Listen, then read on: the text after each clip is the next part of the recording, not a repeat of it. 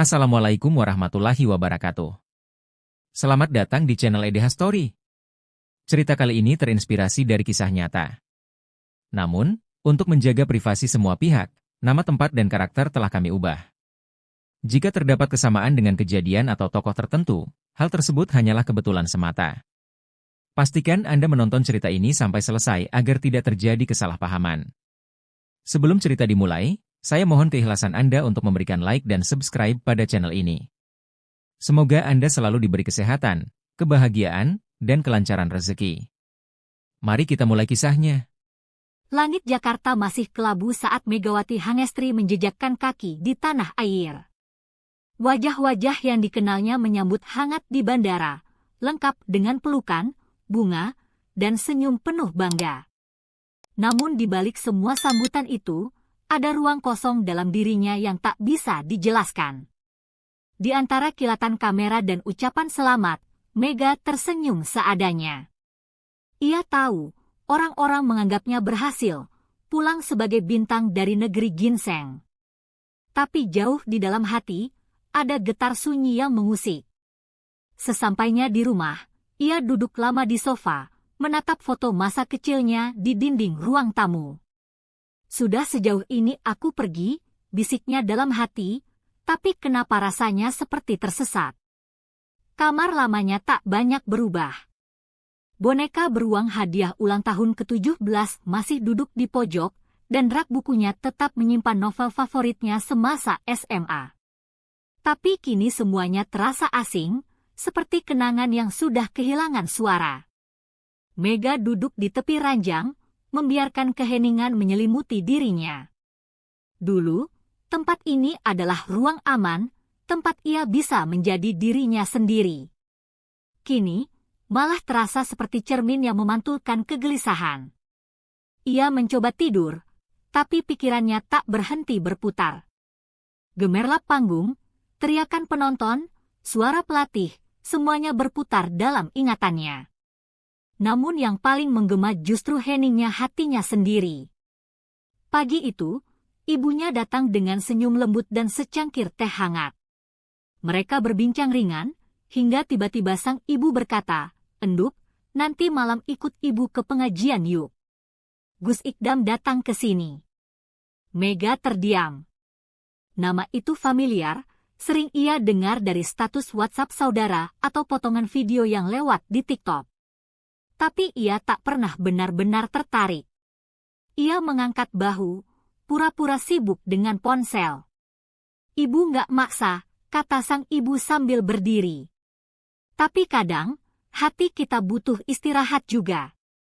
Kalimat itu singgah di benak Mega lebih lama dari yang ia kira. Langit senja menyala jingga saat Mega akhirnya memutuskan ikut. Ia mengenakan gamis pinjaman dan kerudung milik ibunya, canggung dan kikuk seperti anak baru masuk sekolah. Masjid tempat pengajian sudah ramai. Lantunan salawat dan senyum hangat para jamaah membuat Mega merasa seperti orang asing yang tak dihakimi. Ia duduk di barisan belakang, mencoba menyatu dalam keramaian.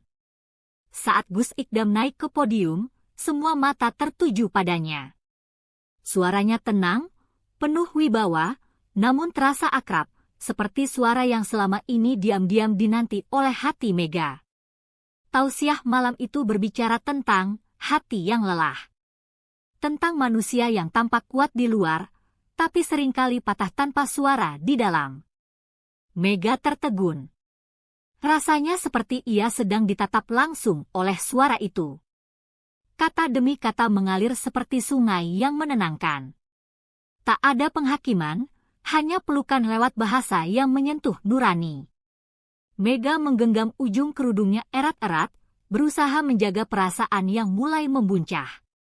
Di tengah keramaian itu, untuk pertama kalinya Mega merasa benar-benar dilihat, bukan sebagai atlet, bukan sebagai publik figur, tapi sebagai manusia yang sedang mencari pulang. Tanpa aba-aba, air mata Mega mengalir. Ia sendiri tak tahu kenapa. Bukan karena sedih, bukan pula karena bahagia. Mungkin karena hatinya akhirnya merasa diizinkan untuk jujur. Ia membiarkan tangis itu turun pelan, seperti gerimis di malam hari. Tak perlu suara, tak perlu alasan. Hanya diam yang jadi bahasa antara dirinya dan Yang Maha Mendengar. Orang-orang di sekitarnya khusyuk. Tak ada yang menoleh atau bertanya. Malam itu, setiap hati sedang sibuk berdialog dengan penciptanya, termasuk hati Mega yang mulai retak, agar bisa dibangun kembali. Di tengah lantunan doa, Mega menunduk lebih dalam. Bibirnya tak bergerak, tapi hatinya sibuk berbicara tentang luka yang tak bisa ia ceritakan pada siapapun, tentang letih yang tak pernah ia akui. Ia tak meminta banyak, hanya kejelasan, aku ini siapa, dan harus kemana. Dalam sunyi, ia merasa seperti ada pelukan hangat dari langit yang menenangkan gejolaknya. Malam itu, Mega tak pulang sebagai orang yang sama. Ia belum tahu apa yang berubah, tapi ia yakin langkah kecilnya menuju pengajian adalah awal dari perjalanan pulang yang sesungguhnya. Mega melangkah keluar dari masjid dengan langkah perlahan. Angin malam membelai wajahnya, seolah ikut menyambut perubahan kecil dalam dirinya. Ia tak tahu pasti apa yang berubah, tapi ia tahu, hati yang tadi penuh sesak kini terasa lebih lapang. Sepanjang perjalanan pulang, Mega memandangi jalan yang biasa ia lewati dengan sudut pandang berbeda. Suara ibunya yang memutar lantunan syalawat di mobil terasa lebih hangat dari biasanya. Seperti ada ruang baru dalam dirinya yang siap untuk diisi kebaikan. Sesampainya di rumah, Mega tak langsung tidur. Ia duduk di tepi ranjang, memandangi langit-langit kamar yang gelap. Apa ini yang disebut hidayah? Tanyanya dalam hati. Ia tak yakin jawabannya, tapi ia merasa lebih dekat dengan sesuatu yang selama ini jauh. Malam itu, Mega tertidur dengan damai. Di antara lelapnya, ia bermimpi bertemu sosok Gus Ikdam. Wajahnya bersinar, berdiri di tengah padang luas yang sunyi. Ia tersenyum, lalu berkata pelan, "Kau akan menemukan jalanmu jika hatimu bersih." Mega terdiam dalam mimpi itu, tak mampu bicara, hanya mendengar. Kata-kata itu sederhana, tapi menggema dalam pikirannya seperti gema di gua yang sunyi. Ia terbangun dengan napas sedikit tercekat dan mata yang sedikit basah. Pagi harinya, ia masih memikirkan mimpi itu. Ia tak berani menafsirkan terlalu jauh, tapi ia percaya tidak ada mimpi yang hadir tanpa sebab. Mungkin itu adalah panggilan halus, tanda bahwa ia harus mulai membersihkan hatinya. Untuk pertama kalinya setelah sekian lama, Mega mengambil wudhu saat fajar mulai menyingsing. Tetes air yang menyentuh wajahnya terasa seperti sentuhan kasih sayang dari langit. Ia berdiri di atas sajadah, hatinya gugup tapi juga tenang. Bacaan syalatnya masih terbata, tapi ia berusaha khusyuk. Ia tidak meminta keberhasilan atau ketenaran, hanya memohon agar hatinya dijaga dalam proses yang sedang ia jalani. Setelah itu, ia membuka mushaf kecil milik ibunya dan membaca ayat pertama dengan suara lirih. Ada kedamaian yang belum pernah ia rasakan sebelumnya. Tak seheboh sorakan penonton di stadion, tapi jauh lebih dalam. Hari itu, Mega memulai pagi bukan sebagai atlet ternama, tapi sebagai hamba yang sedang belajar mencintai Tuhannya. Hari-hari berlalu, dan Mega mulai merasakan pertentangan di dalam dirinya. Di satu sisi, ada undangan gala, pemotretan, dan kontrak baru yang menantinya. Di sisi lain, ada rasa tenang yang tumbuh dari ibadah dan waktu sunyinya. Ia mulai mengurangi tampil di media sosial dan lebih sering menulis jurnal pribadi. Tapi saat membuka notifikasi, dunia luar kembali menggoda, tawaran iklan, panggilan dari brand besar, undangan talk show. Semua datang dengan janji popularitas dan uang.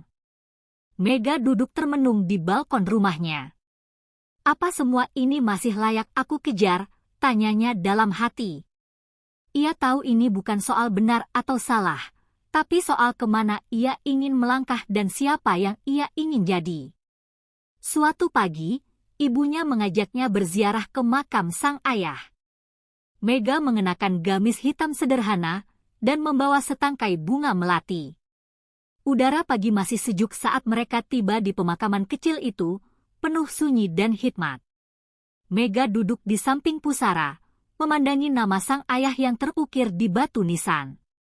"Ayah, Mega pulang," bisiknya, dan tiba-tiba air matanya mengalir tanpa bisa dicegah. Ia merasa sedang berbicara kepada orang yang dulu diam-diam selalu mendoakannya. Di sana, di antara doa dan kenangan, Mega merasa hatinya semakin yakin.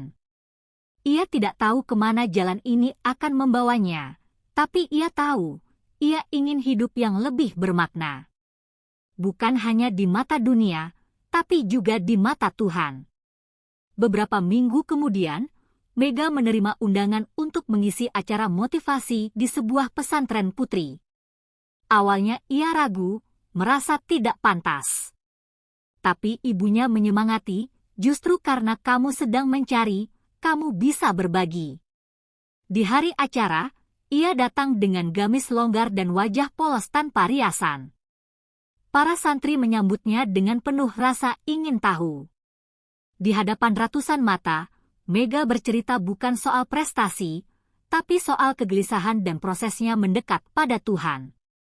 Di akhir acara, seorang ustazah muda menutup dengan pesan, "Keikhlasan itu bukan saat kita berhasil, tapi saat kita tetap berjalan meski tak tahu hasilnya." Kalimat itu menempel di hati Mega. Hari itu, ia bukan hanya memberi, tapi juga menerima pelajaran besar. Di pesantren itu pula, Mega tak sengaja bertemu sahabat masa kecilnya, Naila. Mereka dulu sering main sepeda bareng, sebelum jalan hidup memisahkan mereka. Naila kini menjadi ustazah dan guru tahfiz di pesantren tersebut. Obrolan mereka mengalir seperti sungai lama yang menemukan jalurnya kembali. Naila bercerita tentang perjuangannya memilih jalan dakwah, sementara Mega mendengarkan dengan mata berbinar. Ada kehangatan yang selama ini ia rindukan. Malam itu, Mega dan Naila duduk di serambi pesantren, berbagi cerita tentang kehidupan dan keyakinan. Mega menyadari, Tuhan mempertemukannya kembali dengan orang-orang yang menjadi penanda arah, bukan kebetulan, tapi petunjuk. Beberapa hari setelah pulang dari pesantren, email masuk dari manajernya, tawaran sponsor besar dari merek internasional. Nilainya fantastis, bisa membiayai hidupnya bertahun-tahun. Tapi ada satu syarat yang membuat Mega terdiam lama, ia harus melepas hijab saat pemotretan. Mega memandangi cermin di depannya.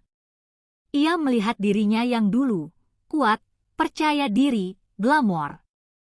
Tapi kini, ia juga melihat dirinya yang baru, lebih tenang, lebih damai, lebih tahu kemana ingin menuju. Dua sisi itu saling menatap, tapi tak lagi sejalan. Malam itu, Mega menutup laptopnya. Ia pergi mengambil wudhu, lalu bersujud lebih lama dari biasanya. Dalam doanya, ia berkata pelan, "Ya Allah, aku ingin memilih jalan MU meski tak mudah." Malam itu, Mega tidak bisa tidur. Pikirannya dipenuhi kebimbangan. Ia tahu dunia sedang menggoda, tapi hatinya sedang mencari arah yang berbeda. Tak ada tempat bercerita yang lebih aman, selain kepada Allah di sepertiga malam terakhir. Ia bangun, mengambil wudhu, lalu berdiri di atas sajadah dengan hati yang rapuh. Dalam sujud, ia menangis. "Ya Allah, jika hijab ini jalan menuju MU, maka kuatkan aku. Jangan biarkan aku lemah hanya karena dunia." Suaranya lirih, namun tulus dari dalam jiwa. Setelah tahajud, hatinya lebih tenang. Ia tidak mendapat jawaban instan, tapi ada cahaya kecil yang tumbuh di dalam dada. Sebuah keyakinan bahwa Allah sedang mendengar, dan ia hanya perlu bersabar menanti petunjuknya. Beberapa hari kemudian, Mega kembali ke majelis pengajian Gus Ikdam. Kali ini bukan karena diajak, tapi karena keinginan sendiri. Ada pertanyaan yang ingin ia sampaikan, ada kegelisahan yang butuh bimbingan. Setelah kajian usai, Mega memberanikan diri menghampiri sang guru. Tangannya sedikit gemetar, wajahnya tertunduk. "Gus, bagaimana jika hati ingin taat, tapi dunia terus memanggil?" tanyanya perlahan. Gus Ikdam menatapnya dengan mata teduh. Ia tak langsung menjawab, hanya tersenyum kecil dan mengangguk, seolah paham benar beban yang Mega bawa di pundaknya. "Jangan takut kehilangan dunia," ucap Gus Ikdam dengan suara tenang, "jika Allah yang sedang kau cari." Kata-kata itu meluncur pelan, tapi menancap dalam. Mega menahan napas sejenak, meresapi maknanya. Kadang Allah menguji bukan dengan kekurangan, tapi dengan pilihan, antara nyaman sesaat atau rida yang abadi, lanjut Gus. Ia menepuk pelan bahu Mega. "Kau sudah tahu mana yang benar, tinggal kuatkan langkahmu." Mega mengangguk perlahan. Ia tidak mendapat solusi instan, tapi hatinya merasa diberi pegangan. Ia pulang malam itu dengan hati yang lebih tenang dan tekad yang mulai mengeras. Hari berikutnya, Mega tampil di depan publik dengan hijab yang ia kenakan sepenuh hati. Bukan lagi kerudung pinjaman, tapi miliknya sendiri, dipilih dengan rasa cinta kepada proses yang ia jalani. Media sosial langsung ramai. Foto Mega berhijab menjadi trending, penuh komentar. Sebagian besar kagum, menyebutnya inspiratif. Tapi tak sedikit pula yang sinis, menyebut ini pencitraan atau drama spiritual selebritas. Mega membaca semuanya dengan senyum tenang. Dulu, ia akan stres dengan komentar negatif. Tapi sekarang, ia tahu satu hal penting, penilaian manusia bukanlah tujuan akhirnya.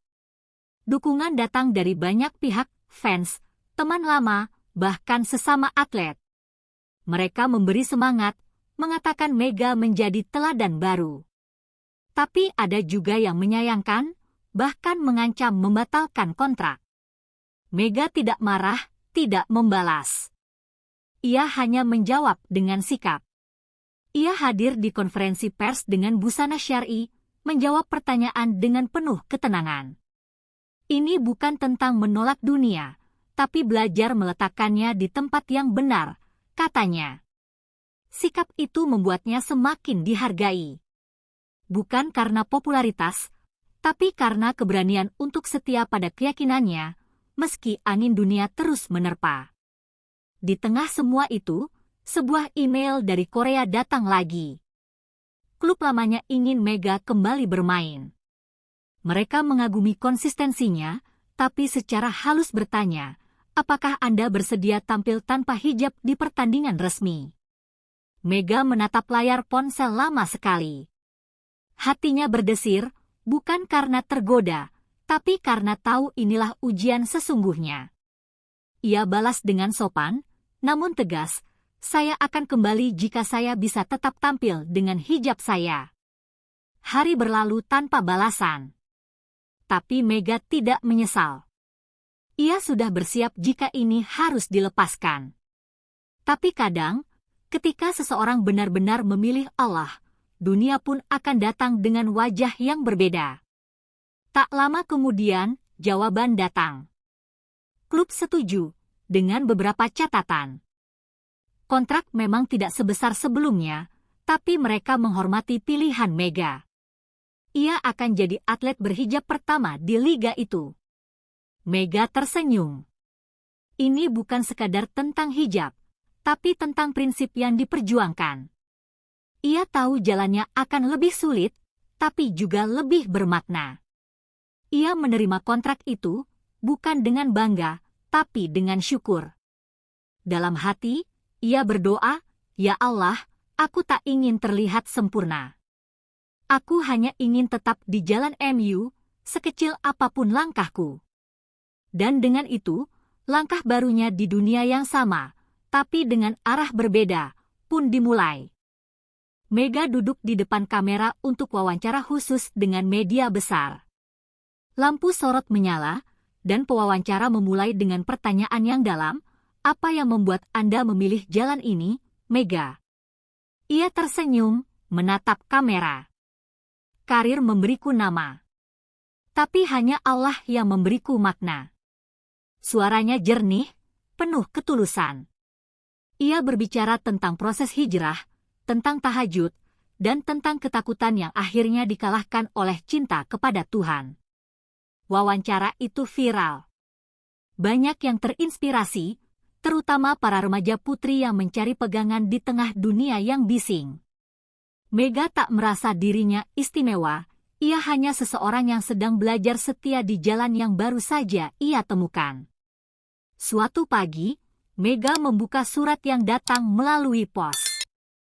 Surat itu sederhana, ditulis dengan tangan seorang anak kecil, bergaya rapi meskipun tulisan tangannya sedikit goyah.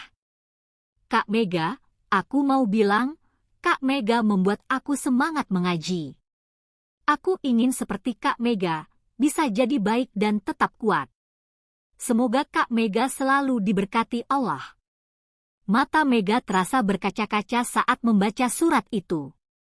Ia tak pernah menyangka bahwa keputusan kecil yang ia ambil, memakai hijab dan berbicara tentang keimanannya, akan memberikan inspirasi bagi orang lain, bahkan untuk seorang anak kecil yang baru belajar membaca dan menulis. Surat itu membuat Mega tersentuh. Ia menyadari, apa yang ia lakukan bukan hanya untuk dirinya sendiri, tapi untuk mereka yang melihat dan menilai tindakannya. Sejak itu, ia merasa lebih yakin untuk terus melangkah, apapun tantangannya. Setelah beberapa bulan, tawaran dari Korea datang lagi. Mega memutuskan untuk kembali, meskipun kali ini banyak hal yang berbeda. Ia tidak lagi hanya membawa peralatan voli dan jersey, tetapi juga mushaf kecil dan sajadah. Ia tahu, di tengah dunia yang cepat dan keras, ia perlu tetap menjaga kedamaian hatinya. Sesampainya di Korea, Mega merasakan suasana yang tidak lagi asing. Semua familiar, namun ia merasa ada sesuatu yang lebih dalam, ada ketenangan yang datang dari niatnya yang lebih tulus. Di sela-sela latihan dan pertandingan, ia menyempatkan diri untuk sholat dan tilawah. Bukan untuk dilihat orang, tapi untuk dirinya sendiri, agar hatinya tetap terjaga.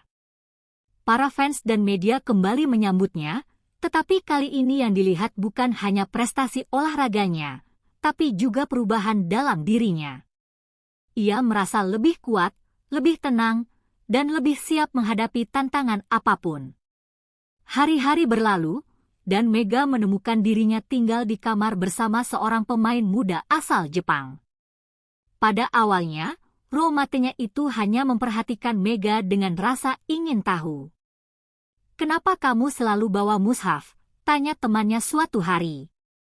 Mega tersenyum, lalu menjelaskan dengan hati-hati tentang Islam, tentang mengapa ia mengenakan hijab, dan bagaimana ia merasa lebih damai menjalani hidup dengan prinsip-prinsip agama. Temannya itu mendengarkan dengan seksama, meskipun banyak yang tidak ia mengerti. Beberapa minggu kemudian, temannya mulai tertarik untuk belajar lebih banyak tentang Islam. Ia bertanya lagi, "Bolehkan aku ikut mendengarkan waktu kamu berdoa?" Mega mengangguk, senang melihat ketertarikan itu. Baginya, inilah bentuk dakwah yang sederhana namun penuh makna. Pada suatu pertandingan yang sangat penting, Mega berdiri di posisi servis, tangan memegang bola dengan hati berdebar. Timnya hanya perlu 1 poin lagi untuk menang, tapi lawan mereka sangat tangguh. Sebelum melangkah, Mega menunduk sejenak dan membaca doa dalam hati. "Ya Allah, mudahkan aku, berikan aku kekuatan. Semoga pertandingan ini membawa berkah." Hatinya penuh dengan ketenangan. Begitu ia melempar bola, gerakan servismu terasa ringan, hampir seperti berada dalam zona yang sempurna. Timnya berhasil memenangkan pertandingan dengan skor tipis yang dramatis. Selepas pertandingan, rekan-rekan satu timnya datang mendekat. "Kamu tenang banget tadi, Mega. Apa rahasianya?" tanya salah satu dari mereka. Mega hanya tersenyum dan berkata, doa itu kuncinya. Teman-temannya terdiam, merenungkan kata-katanya. Beberapa bulan setelah itu, Mega dan ibunya menerima undangan untuk umrah dari sebuah sponsor Muslim. Mereka diberangkatkan bersama beberapa atlet dan influencer lain dalam rangka acara amal yang bertujuan untuk membantu anak-anak yatim di Tanah Suci. Di depan Ka'bah, Mega merasa seperti kembali menemukan jati dirinya. Ia menitikkan air mata, merasa begitu dekat dengan Allah. Semua yang telah ia lewati, karir, tantangan, cobaan, terasa begitu kecil dibandingkan dengan kebesaran Allah. Di sana, di depan Ka'bah, Mega merasa hatinya benar-benar bersih. Ibunya yang duduk di sampingnya, menggenggam tangannya dengan erat. Kamu sudah menemukan jalanmu, nak, katanya pelan. Mega hanya mengangguk, merasakan kedamaian yang tak bisa diungkapkan dengan kata-kata. Tak lama setelah pulang dari umrah, Mega menerima sebuah surat dari Gus Ikdam. Surat itu singkat, hanya terdiri dari beberapa kalimat, teruslah jadi lentera. Allah bersamamu. Membaca surat itu, Mega merasa semangatnya kembali bangkit. Kata-kata Gus Ikdam seperti angin sejuk yang menyapa hati yang sempat lelah. Ia tahu, perjalanannya belum selesai. Masih banyak ujian yang akan datang, namun ia yakin bahwa Allah akan selalu membimbingnya. Surat itu bukan hanya ucapan semangat, tetapi juga pengingat untuk tetap berjalan di jalan yang benar. Ia menyimpan surat itu dengan hati-hati, sebagai pengingat bahwa tugasnya bukan hanya menjadi bintang di lapangan, tetapi juga menjadi cahaya bagi orang lain. Kini, Mega bukan hanya atlet, tetapi simbol kekuatan iman yang tak tergoyahkan. Ia terus bermain dengan penuh semangat, tetapi misi hidupnya sudah lebih besar dari sekadar memenangkan pertandingan. Ia ingin menjadi lentera bagi mereka yang mencari petunjuk, terutama bagi perempuan muda yang ingin mengikuti jejaknya. Dalam setiap pertandingan, ia tak hanya bermain untuk timnya, tetapi juga untuk dirinya sendiri, untuk iman yang ia pegang teguh. Setiap kali ia melangkah ke lapangan, ia merasa seperti sedang berjalan di jalan yang benar, jalan yang diterangi oleh cahaya Allah. Megawati Hangestri bukan lagi hanya nama besar di dunia voli, tetapi juga inspirasi bagi banyak orang. Di dunia yang serba cepat ini, ia mengingatkan kita bahwa kebahagiaan sejati datang dari ketenangan hati dan keyakinan yang tak tergoyahkan.